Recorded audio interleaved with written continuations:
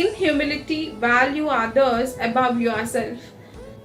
వినయమైన మనసు గల వారై ఒకరినొకడు తనకంటే యోగ్యుడని ఎంచుడి. మనము యోగ్యులమని చాలాసార్లు మనము ఎక్కువ ఇంపార్టెన్స్ ఇచ్చి ఇతరులకు ఏమి ఇవ్వమా, ఎవరేమనుకుంటే ఏంటి, నేను గొప్ప, నేనే గ్రేట్, లేకపోతే నేనే కరెక్ట్ అనుకుంటారు. It's wrong. You know, maybe you are correct at times but not all the time. We have to listen to us. మనం ఇతరులకు కూడా వాల్యూ ఇచ్చేవారుగా ఉండాలి. ఈ రోజులో మనం ఇచ్చే వాల్యూ దేనికంటే మొబైల్ ఫోన్కి కదండి, దానికంటే ఎక్కువ దేనికి వాల్యూ ఇవ్వట్లేదు. But God is saying here, humility ఎప్పుడు ఉంటుందో అప్పుడు మనము తగ్గింపు ఎక్కడైతే ఉంటుందో అప్పుడు మనం ఇతరులను యోగ్యులమని ఎంచుతామంటే వాళ్ళకు కూడా వాల్యూ.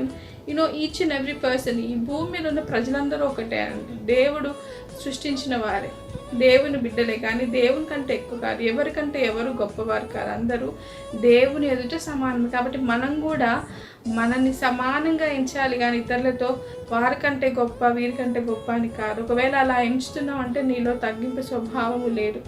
నువ్వు తగ్గింపు స్వభావం లేకుండా దేవుణ్ణి ఇష్టలైతే ఉండలేరు. ఎందుకంటే దేవుడి నుంచి ఏం కోరుకుంటున్నాడు అంటే తగ్గింపు కలిగి ఆయన ఎదుట నడవాలని కోరుకుంటున్నాడు. కాబట్టి మరి ఎప్పుడైతే తగ్గింపు ఉంటుందో అప్పుడు ఇతరులను మనం యోగ్యులుగా ఎంచుతాం.